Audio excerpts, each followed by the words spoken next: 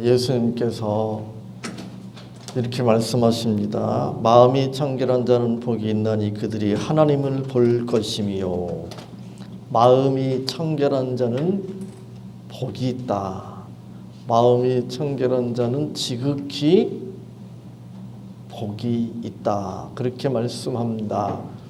마음이 청결한 자, 이 청결이라고 하는 것은 이 깨끗한 것, 오염되지 않은 뭐 그런 의미죠. 또는 뭐 순수하다, 뭐 그런 의미죠.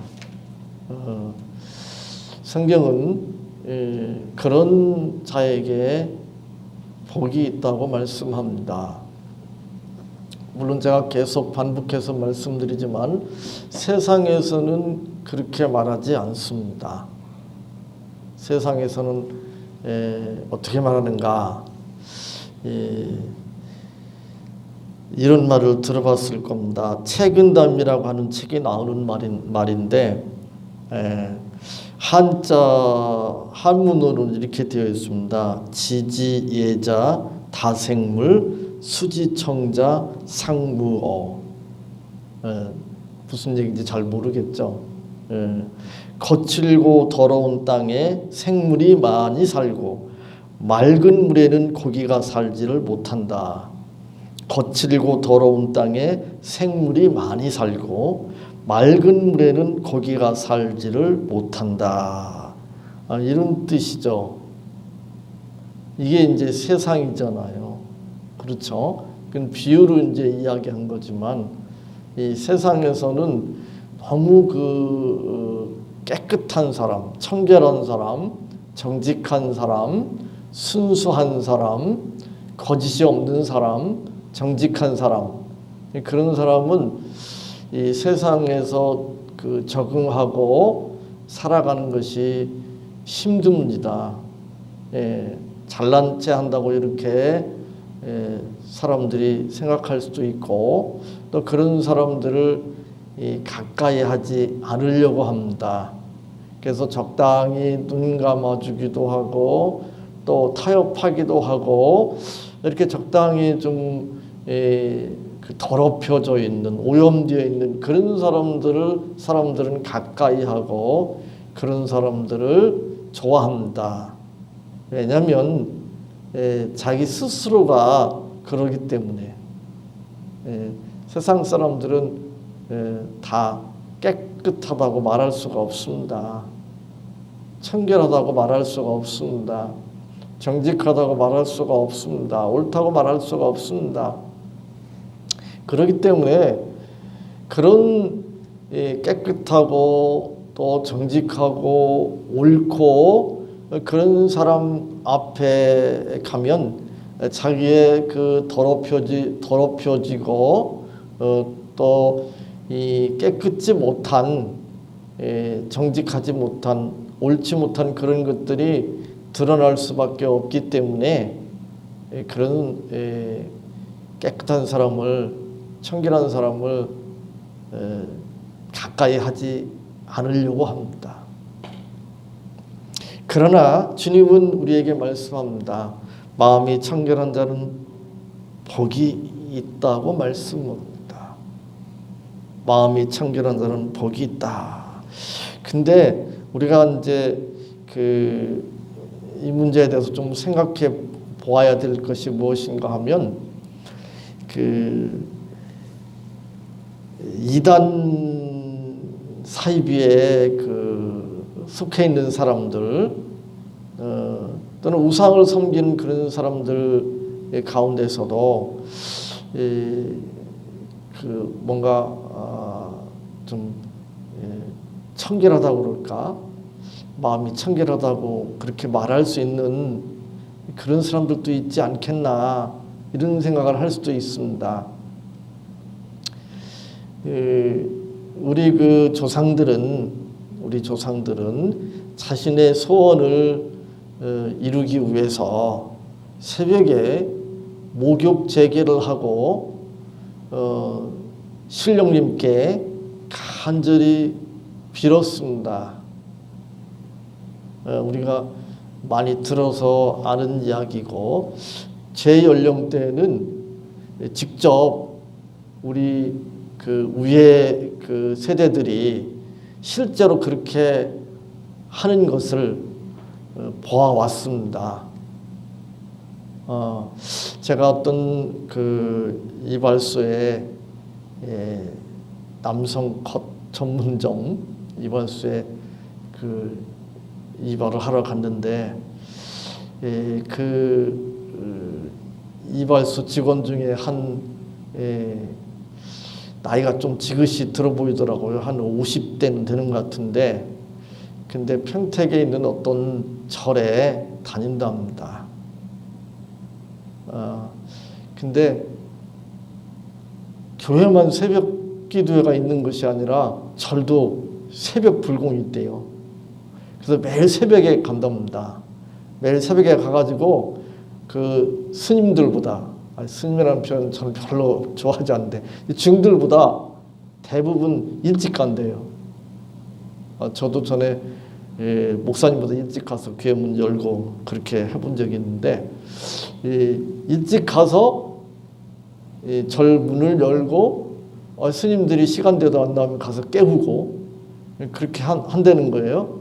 근데 그것도 대단한데 무슨 이야기를 하는가 하면 매일 새벽 목욕을 하고 간답니다. 새벽마다 가는 것도 힘든데 목욕하고 간다는 거예요. 예전에 우리 그 조상들이 알지 못하는 그런 신령님께 그 빈다 그러죠. 빌 때, 기도할 때 목욕 재개를 했습니다.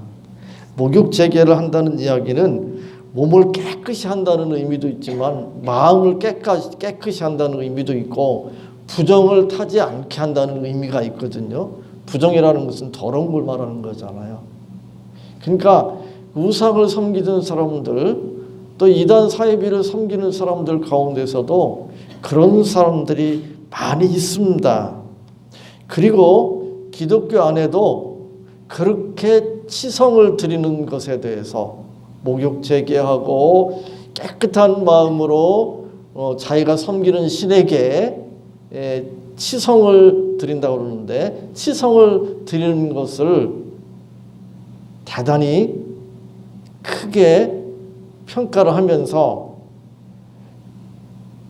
그가 전에도 그런 말씀을 드렸는데, 예수님은 아니지만 그들이 섬기는 신이 있고, 그리고 그 믿음 때문에 하나님께서 그들도 구원하신다, 이렇게 주장하는 신학자들도 물론 있습니다.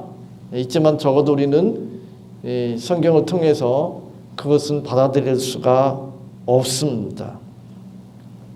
그래서 청결이라고 하는 것은 그냥 단순히 몸을 깨끗이 하고 이 더럽고 바르지 못하고 정직하지 못한 그런 것들을 멀리하고 이렇게 정직하고 또 이 뭔가 올바르고 그런 자세를 갖는 것, 그렇게 이제 생각할 수가 있습니다. 그러나 이 성경에서 말하는, 예수님께서 말하는 청결이라고 하는 것은 그 정도가 아니고 그 이상이라고 하는 사실입니다. 야고보서 4장 8절에 보면 두 마음을 품지 말라. 야고보서 4장 8절에 보면 두 마음을 품지 말라고 우리에게 말씀합니다. 또 예수님께서 마태복음 6장 24절에 보면 이렇게 말씀합니다. 한 사람이 두 주인을 섬기지 못할 것이니 혹 이를 미워하고 저를 사랑하거나 혹 이를 중히 여기고 저를 경히 여김이라. 너희가 하나님과 재물을 겸하여 섬기지 못하느니라 라고 말씀합니다. 예수님께서 우리에게 마음이 청결한 자는 복이 있다고 말씀하실 때 그 청결이 무엇인가? 그것은 두 마음을 품지 않는 것입니다. 한 마음을 가지는 거예요. 우리를 그걸 이제 일편단심 그런 표현을 쓸 수가 있습니다. 일편단심, 한 마음, 일편단심. 또 예수님께서 말씀하신 대로 두 주인을 섬기는 것이 아니라 오직 하나님만을 섬기는 것을 의미합니다. 우리가 세상에서도 예를 들어서 어떤 남자가 또는 어떤 여자가 한 남자만 아니면 한 여자만 사랑하는 것이 아니라 다른 여자 또 다른 남자도 사랑한다. 자기 남편이나 자기 아내가 아닌 다른 남자나 다른 여자도 사랑한다. 두 마음 품은 거잖아요. 그 바람 피는 사람들이 자기 아내나 자기 남편을 사랑하지 않아서 바람 피울 수도 있지만 사랑하면서도 바람 피우기도 합니다. 이해가 안 될지도 모르지만 그게 이제 두 마음인데, 근데 두 남자를 또는 두 여자를 사랑한다고 할 때 똑같이 사랑할 수는 없잖아요. 누구는 더 사랑하고 누구는 덜 사랑하지, 그렇죠? 똑같이 사랑할 수는 없잖아요. 그걸 두 마음이라고 그러는 거죠. 그리고 그럴 때 우리는 뭐라고 합니까?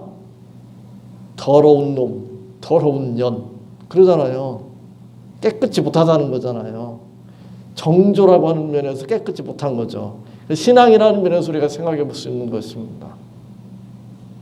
우리가 하나님을 믿는다고 하면서도 예수님께서 지적하신 대로 하나님만 섬겨야 되는데 하나님만이 우리의 모든 생사화복을 주관하시는 분이다. 모든 것이 하나님의 주권 아래에 있다. 하나님만이 우리의 의지하실 분이고 우리의 유일한 소망이다.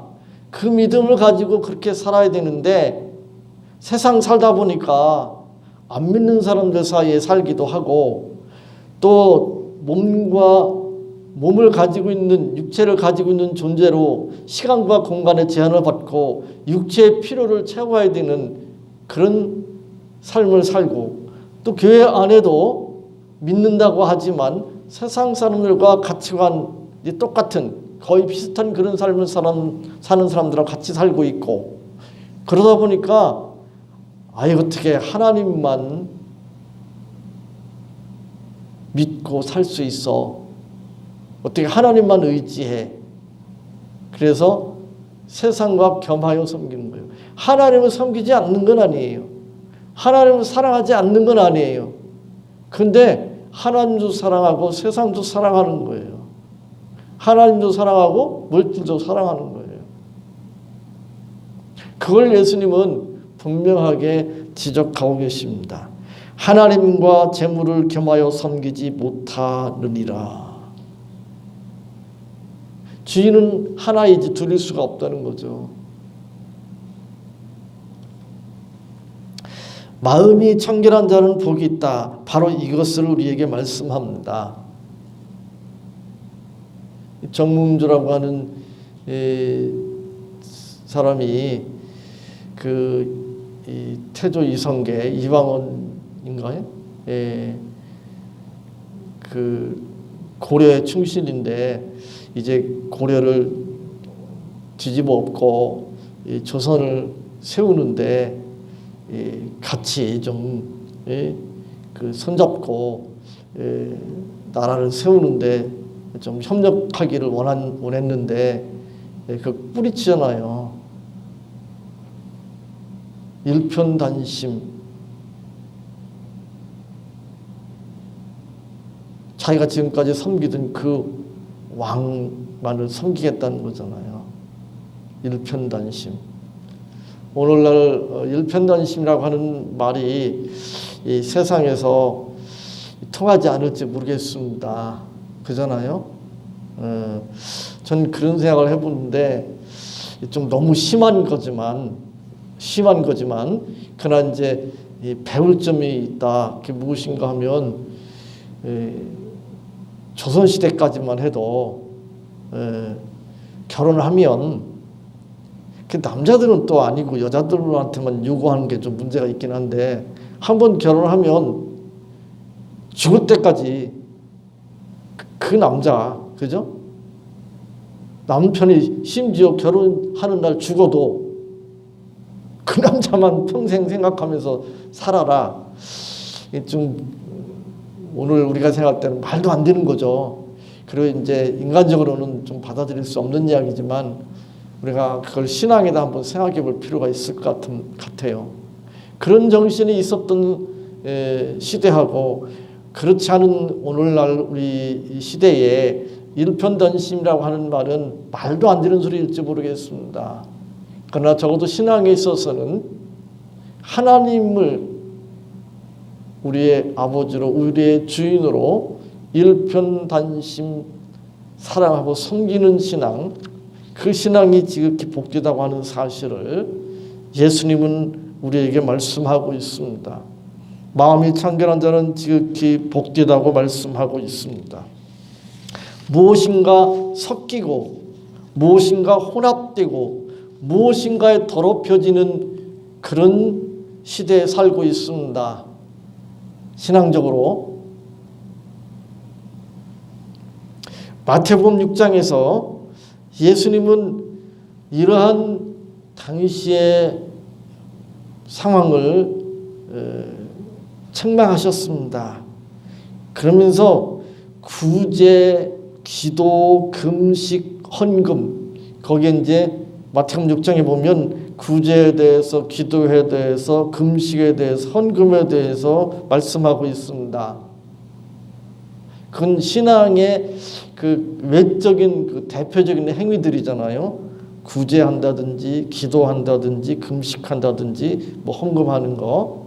그런데 그 겉으로 드러나는 대표적인 신앙의 행위 가운데 당시에 바리새인들, 서기관들, 율법학자들을 비롯해서 많은 종교 지도자들이 그것에 열심을 다하긴 했지만 그러나 두 마음을 품었다는 사실이죠. 그러니까 하나님께 드리고 하나님의 뜻을 구하고 온 마음으로 한 마음으로 그래야 되는데 그러지 않았다는 거죠. 뭐가 또 있었죠? 자기 체면, 자기 만족, 자기 자랑. 그잖아요. 오늘 우리도 마찬가지죠. 우리가 하나님을 예배합니다. 예배 시간에 와서 당연히 하나님을 예배하죠. 헌금,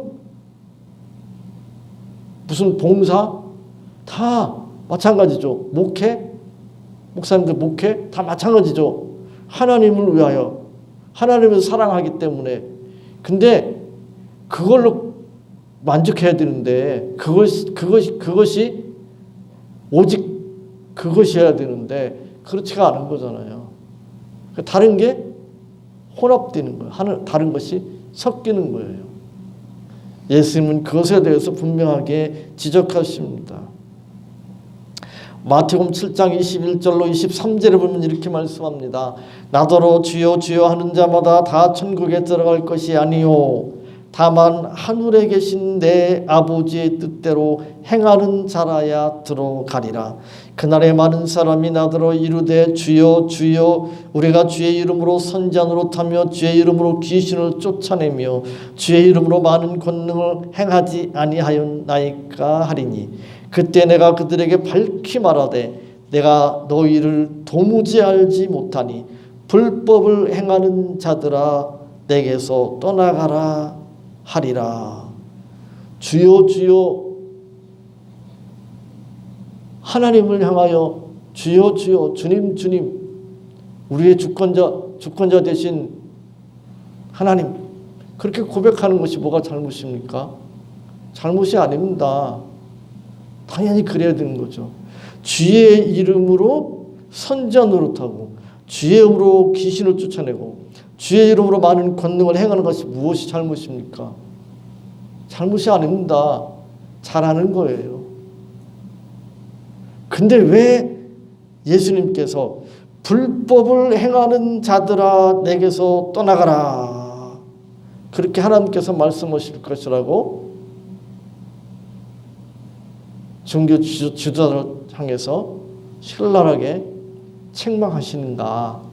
바로 두 마음을 품기 때문에 그렇습니다. 두 마음. 우리는 늘 신앙의 어떤 행위를 하면서도 늘 그런 걸 생각을 해요. 저만 그런가요? 늘 그게 유혹이 돼요. 인간적인 그런 걸 자꾸 내 욕심, 나를 드러내고 자기 만족 뭐 이런 게 자꾸 그런 유혹이 생기잖아요. 그걸 뿌리쳐야 되는 거죠. 그게 바로 일편단심이고 한마음이고 청결한 마음이죠. 청결한 자, 마음이 청결한 자에 대해서 예수님께서 지극히 복되다고 말씀하시면서 왜 복된가? 왜 복되다고 말씀합니까? 하나님을 볼 것이미요 그랬거든요.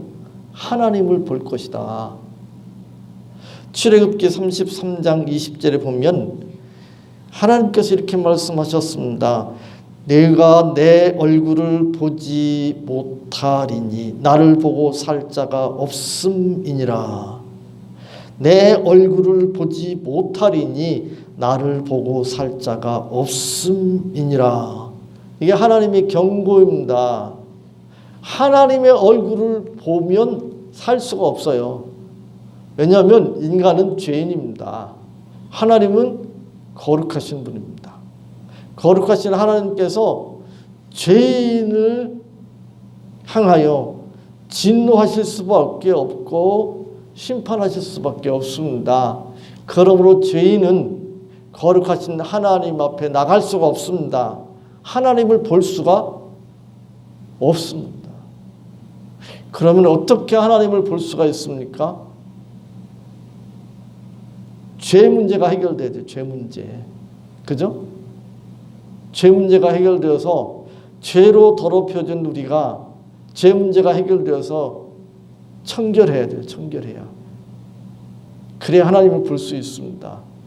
그래서 마음이 청결한 자는 복이 있다고 예수님께서 말씀합니다. 거룩하신 하나님 앞에 인간의 죄는 감추어질 수가 없습니다. 사람들 앞에서는 자기 죄를 감출 수 있을지 모릅니다. 그러나 하나님 앞에서는 감출 수가 없습니다. 사람들 앞에서는 이 겉으로 드러나는 그런 죄의 행위는 어떻게 감춰볼 감추기 어려울지 모르지만 그러나 마음에 가지고 있는 죄악된 그런 생각들은 얼마든지 감출 수가 있습니다. 그러나 하나님은 우리의 생각, 우리의 마음을 다 아십니다. 사실 더 심각한 문제는 마음에 품고 있는 죄악된 생각 그거잖아요. 겉으로 드러나는 것보다 더 심각한 게 그거잖아요. 근데 세상 사람들은 겉으로 드러나는 것밖에 볼 수가 없습니다. 그러나 하나님은 우리 마음 깊숙한 곳에 있는 그 죄악된 모든 생각들을 다, 그런 욕망들을 다 아십니다. 그러므로 누구도 하나님 앞에 나아갈 수가 없습니다. 하나님을 볼 수가 없습니다. 그러나 마음이 청결한 자, 곧 죄로부터 깨끗함을 입은 자는 하나님을 볼 수 있다는 것입니다. 하나님을 볼 수 있다고 하는 것은 거룩하시고 전능하신 하나님 앞에 우리의 죄 문제가 해결되어서 하나님 앞에 용납이 된 하나님과 화목한 관계가 이루어지고 그래서 하나님께서 용납하신다고 하는 뜻이기도 합니다. 하나님과 교제할 수 있게 된다고 하는 뜻입니다. 그러므로 하나님의 얼굴을 본다는 것, 그건 세상에 무엇보다도 큰 복이라고 말할 수 있습니다. 시편 24편 3, 4절에 이런 말씀이 있습니다. 여호와의 산에 오를 자 누구며 그의 거룩한 곳에 설 자가 누구인가? 곧 손이 깨끗하며 마음이 청결하며 뜻을 허탄한 데 두지 아니하며 거짓 맹세하지 아니하는 자로다. 마음이 청결한 자가 하나님의 산에, 하나님의 거룩한 곳에 오를 수 있다, 설 수 있다, 이렇게 말씀합니다. 시편 51편 10절에 보면 다윗이 하나님 앞에 이렇게 간절히 기도합니다. 하나님이여 내 속에 정한 마음을 창조하시고 내 안에 정직한 영을 새롭게 하소서. 하나님이여 내 속에 정한 마음을 창조하시고 내 안에 정직한 영을 새롭게 하소서. 여기 정한 또 정직한 그런 단어를 사용했는데 그건 다르게 말하면 청결하다라고 말할 수 있습니다. 그런데 우리가 지금 팔복에 대해서 살펴보고 있는데 이 팔복 가운데 두 가지만 현재적인 이 복을 예수님께서 말씀하시고 나머지 6가지는 미래적으로 표현하고 있습니다. 오늘 본문에도 보니까 뭐라고 되어 있어요? 그들이 하나님을 볼 것이며 그랬거든요. 지금 보는 게 아니고 무슨 뜻인가 하면 미래적이라는, 미래로 이렇게 표현을 해놨는데 그 말은 무슨 이야기인가 하면 이 세상적인 것, 지상적인 것, 현재적인 것이 아니라 내세적이고 천상적인 것, 하늘, 천상적인 것이다 라고 하는 의미입니다. 미래적이고 종말론적이고 내세적이고 천상적인 그 복, 지상적이고 현세적이지 않은 그 복, 당장 주어지는 복이 아니기 때문에 어쩌면 가슴에 와닿지 않을 수 있을지 모릅니다. 그러나 소망을 가지고 바라보시기 바랍니다. 이렇게 이해를 쉽게 이렇게 예를 들어보면 이런 거예요. 아버지가 재벌이에요, 재벌. 내가 그 아버지를 이어서 이제 후계자가 될 건데 아버지가 나를 어떻게 훈련시키는가 하면 자기 회사에 아무도 모르게 그 회사에 가장 힘들고 어려운 말단 직원으로 가서 근무하게 하는 거예요. 다른 사람 몰라요. 드라마도 그런 거 가끔 나오더라고 보니까. 말단으로 이렇게 갔는데 그 위에 대리니 무슨 과장이니 부장이 막 짓궂게 힘들게 했는데 나중에 보니까 이렇게 알게 돼가지고 그런 표현들 드라마에도 그런 게 나오는데 이 정말 그 뜻이 있고 제대로 된 재벌이라면 자기 아들 그런 자리에 앉혀서 일도 익히고 훈련도 받게 하겠죠. 마치 우리가 그런 상황에 있는 거예요. 그러나 그가 말단으로 힘들고 어려운 데 가서 일하는데 대리가 무슨 과장이 부장이 자기를 막 힘들고 어렵게 하더라도 다 그걸 감당하고 견딜 수가 있잖아요. 왜요? 까불지 마. 나 누군지 몰라서 그렇지. 내가 이 회사 물려받을 사람이야. 그런 게 있잖아요.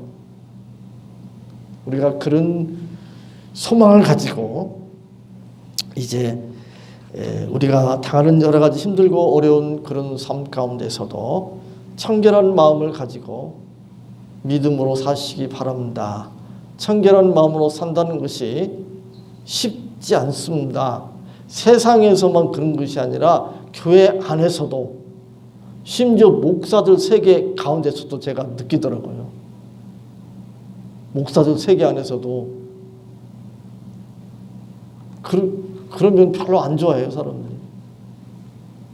그러나 예수님께서 뭐라고 말씀하셨어요? 그것이 복되다. 목사님들 이렇게 모이면 예를 들어서 목회에 대해서 얘기할 때 대놓고 이야기합니다. 에이 그렇게 해가지고 어떻게 목회 성공해? 교회가 부흥해? 아니지. 그리고 세상 교회 수단과 방법을 동원해야지 라고 대놓고 이야기합니다. 대놓고. 여러분들 이해 도쿄에서 드리는 거예요. 누구 욕하려고 그런 건 아니고. 그러니까 여러분들 마찬가지예요. 학교에서 공부할 때도 그렇고 직장에서 일할 때도 마찬가지예요. 그리고 앞으로 교회에서도 그런 일이 생길 수도 충분히 있어요. 그러나 오늘 이 말씀 붙드시기 바랍니다. 마음이 청결한 자는 복이 있다고 말씀합니다. 그 복된 자에게 주시는 하나님의 놀라운 보상이 당장 지금 주어지는 것이 아니고 미래적이지만, 그래서 가슴에 와닿지 않을지 모르지만 그러나 하나님의 말씀은 진리의 말씀입니다. 그 말씀 붙드시고 소망을 가지시고 청결한 마음 가지고 일편단심으로 주님 바라보시고 신앙생활 하시기 바랍니다. 하나님 감사합니다. 오늘 이 말씀 붙들 수 있도록 도와주시옵소서. 이 말씀이 저희들에게 위로가 되고 힘이 될 수 있도록 도와주시옵소서. 마음이 청결한 자가 지극히 복되라고 말씀하셨사오니, 그리고 그런 자가 하나님을 볼 것이라고 말씀하셨사오니 믿음으로 받아들이게 하여 주옵소서. 어떤 상황 가운데서도 흔들리지 아니하고 청결한 마음으로 일편단심으로 한 마음으로 하나님을 바라보며 하나님께만 소망을 두고 하나님을 의지하며 살게 하여 주옵소서. 예수님의 이름으로 기도하옵나이다. 아멘.